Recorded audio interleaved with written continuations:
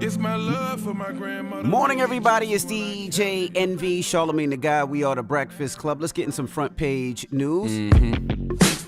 Now, do I still look like I'm in a Pornhub? I can't see you at all now. All I see is Taz. What up, Taz? What up, Charlamagne the Guy, DJ NV? No, it does not look Pornhub-ish All right, anymore. thank you. Well, let's jump right into it. Let's talk about this woman teen charged in deadly shooting outside West Pullman restaurant. Now, what happened in this case? Yeah, 35-year-old Carlicia Hood and her 14-year-old son are facing murder charges in the fatal shooting of 32-year-old Jeremy Brown in the West Pullman neighborhood.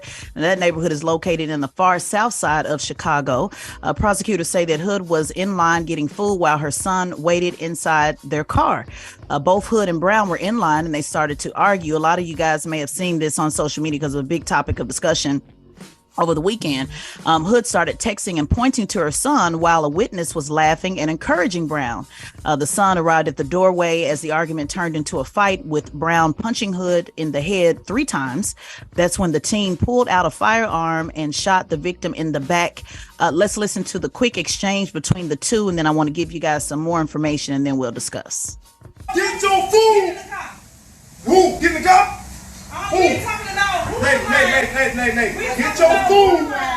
Get your food! If you say one more thing, I'm gonna knock you out. Oh my grandma, say one more thing, I'm gonna knock you out. Say one more thing, I'm gonna knock you out. What were they charged with, Taz? So before I get to that, let me just give you a couple other things. Brown fled the restaurant, and the prosecutors are saying that the mom instructed him to continue shooting at Brown to kill him. Now, he was shot twice in the back. He later died from his injuries. But I also want to point out that the family is saying that she did not instruct him to shoot Brown to further, continue shooting him as he ran away. So as the story stands, it is still developing. Also want to point out that neither Hood or her son had a previous record. Hood did have a license to carry a firearm, and thanks for asking what they were charged with. They were both charged with first-degree murder. Again, she did have a valid license. And during the bond hearing, because I want to give everybody as much information as you can so you can argue with it in the comments, Cook County Judge Barbara Dawkins noted that according to the allegations, Brown did punch Hood, but that he was killed as he was trying to escape the restaurant. So remember, he shot once in the restaurant. Then when he ran out, he was shot again. Now, the judge said that the threat was over at that point. And that things may turn out differently, at the trial. But at this point, it is first-degree murder because he was no longer a threat. And I also want to point out that Judge Dawkins is a Black woman. Why am I bringing up race? Well, the reason I'm bringing up race is because there's a lot of commentary that's saying, police officers are not held to that same standard when they kill Black people who are running away, and the threat is over as well. So just wanted to give you, all of that information. What do you guys think? I don't understand why he was charged. I really don't understand why he was charged. Well, I mean, I kind of do. I do wonder what the legal definition of self-defense is according to Illinois law, because, even growing up in a place like South Carolina, where I believe it is stand your ground, they always told us, like, if somebody came in your house, you could defend your house, but if they was running away, you couldn't shoot them in the back. I've always heard that. They always say that, but my whole thing is it's a 14-year-old boy. And this grown-ass man punched his mother, twice, 3 times? We know. Listen, morally, we know. I don't think he did anything wrong. I'm just trying to figure out the legal aspect of it. Let me give you that because I have that pulled up. So when we talk about the legal definition in Illinois, it has to be there is intimate danger or threat to you, someone else, or your property. The threat was unlawful. You believe that a danger existed that required force, and you use force that is equal to the threat. But there's also, another part of the law that says you cannot claim self-defense if you are the aggressor. You cannot overreact or act unreasonably in defending yourself. So there's 2 levels of force. Regular force, that is something that prevents someone from moving or actually normal or acting normally, and deadly force that causes or is intended to cause serious bodily harm or death. So the judge is saying that, maybe in trial, things might turn out differently, but because he was running away and he was murdered as he was running away, that was the issue. I do believe if he had just shot him inside the restaurant, this would be possibly looked at differently, but it was running away. And I don't know, guys, if they have any audio of her saying, hey, go shoot him, go kill him or not. That's why I'm being very careful in how I, deliver this story, because I'm assuming, because they had video of everything else. So I don't, but the family's saying she did not do that. And then they also said that she had threatened one of the witnesses as well, that she was saying, hey, kill the witness. But obviously that didn't happen. But again, these are all allegations as the story continues to come, continue to develop. Somebody punch your mama, what you supposed to do?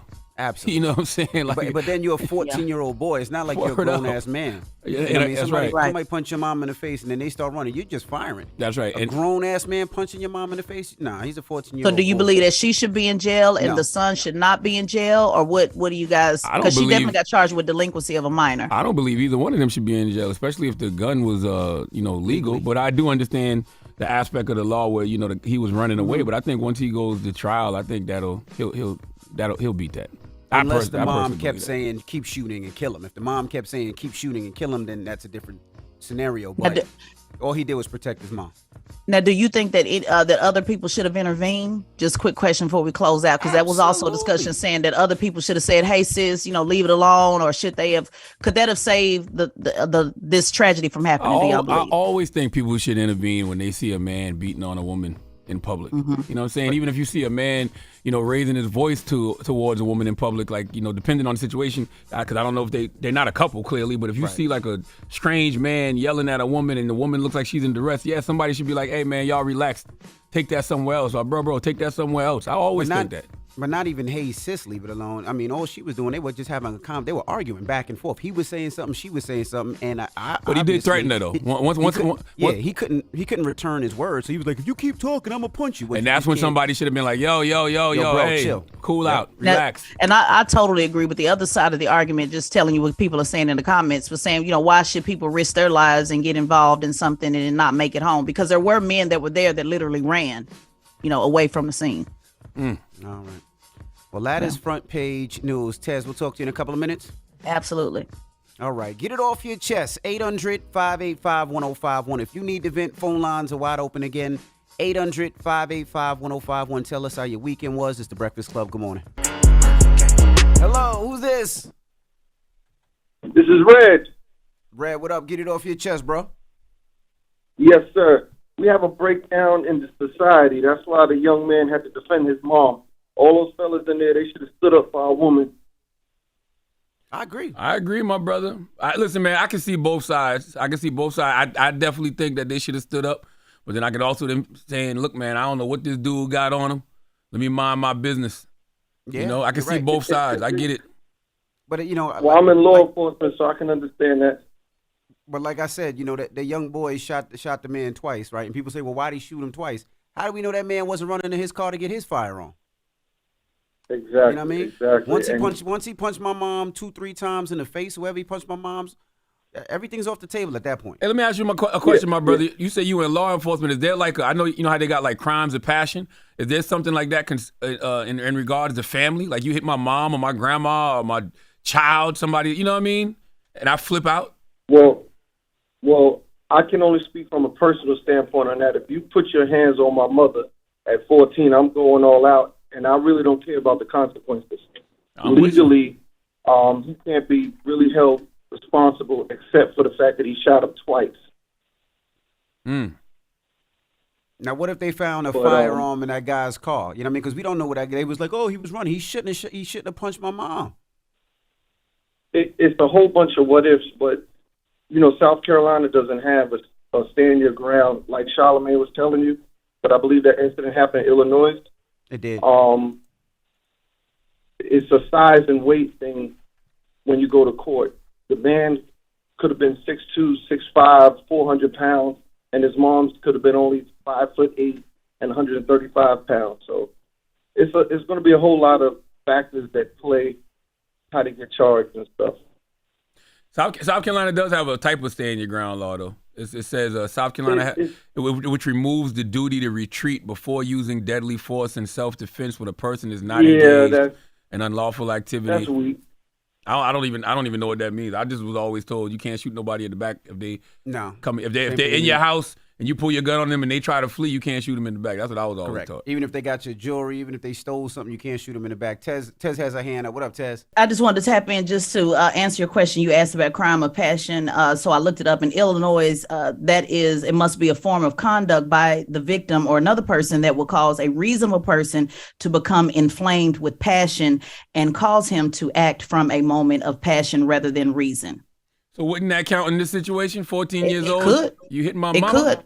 My mama? I think once it all flushes out, I know people keep talking about the 14-year-old, but I think once it all flushes out, the 14-year-old would be okay. This is probably going to be more on the mother for delinquency of a minor.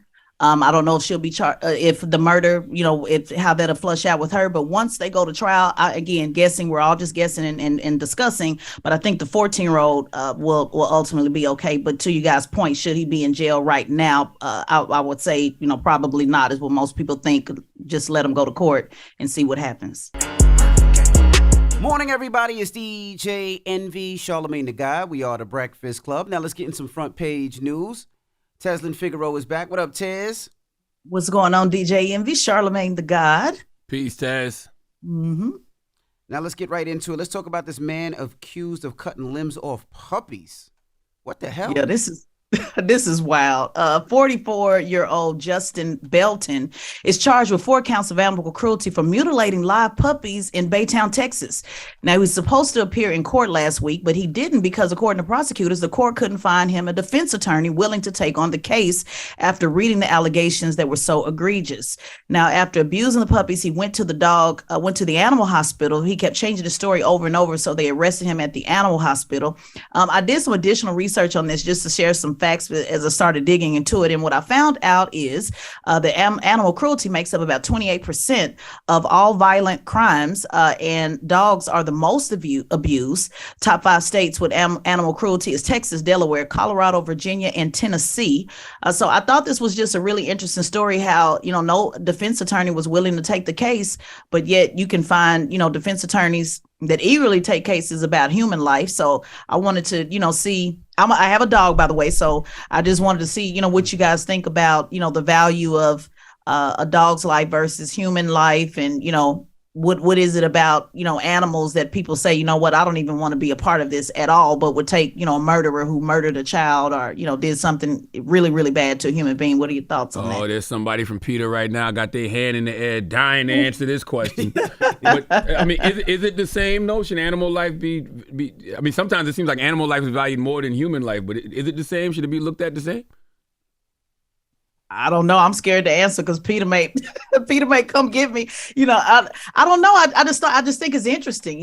Defense attorneys are quick, to again, if we look at any case at any time, you really don't struggle with finding defense attorneys. So that's what I wanted to ask you. Should they DJ Envy? Let's put it on you. Should animals be valued more?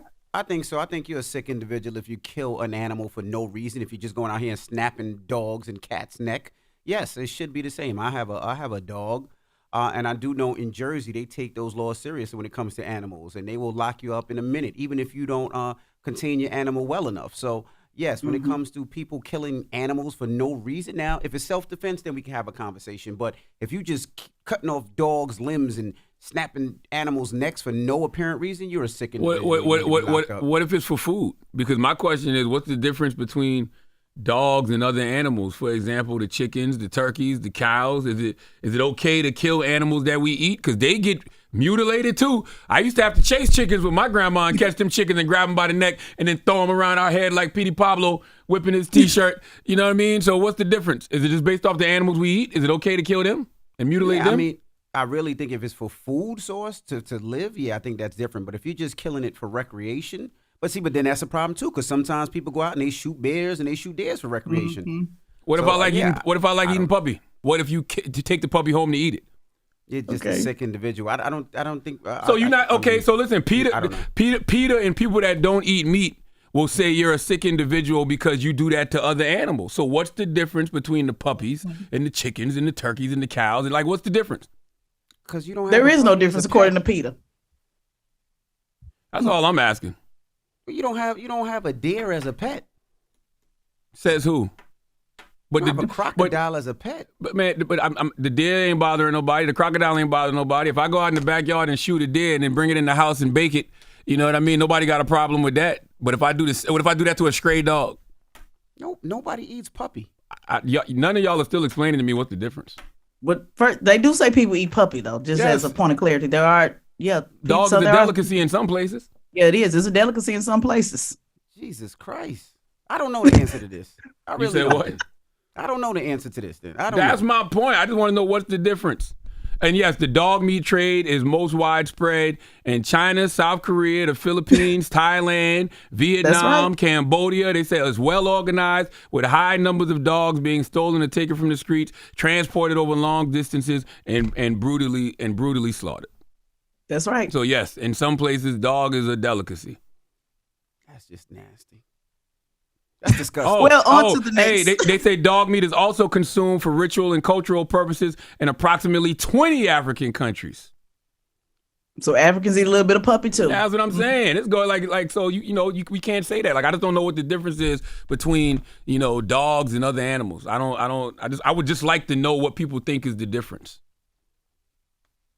Well, you heard them, guys. Tap in if you if you believe that there should be no difference, and defense attorneys draw the line. Again, somebody can be murdered and they're willing to jump up and take that case. But then that the line is drawn when it comes to animals. That's what really brought my attention to this story. That's right.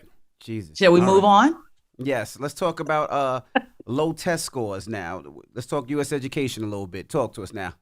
Yeah, I just wanted to make sure that people are aware of this, that according to test scores released from the National Assessment of Educational Progress, which is the gold standard federal exam, the math and reading performance of 13-year-olds in the United States has hit the lowest level in decades. The last time math performance was this low for 13-year-olds was in 1990. And in reading, the last time it was this low was in 2004. So just wanted to let you know our children are suffering according to the new test results. Now, is that due to the pandemic, or is that due to more kids using their tablets and phones for calculators and reading? Yeah, they did say that it did fall significantly lower during 2019 and 2020, which was during the coronavirus pandemic. But the downward trends have begun years before the health crisis. So they said this has been going lower and lower and lower, over the last decade. And just, again, additional research, I want to just point out that educators say that there's too much focus on testing.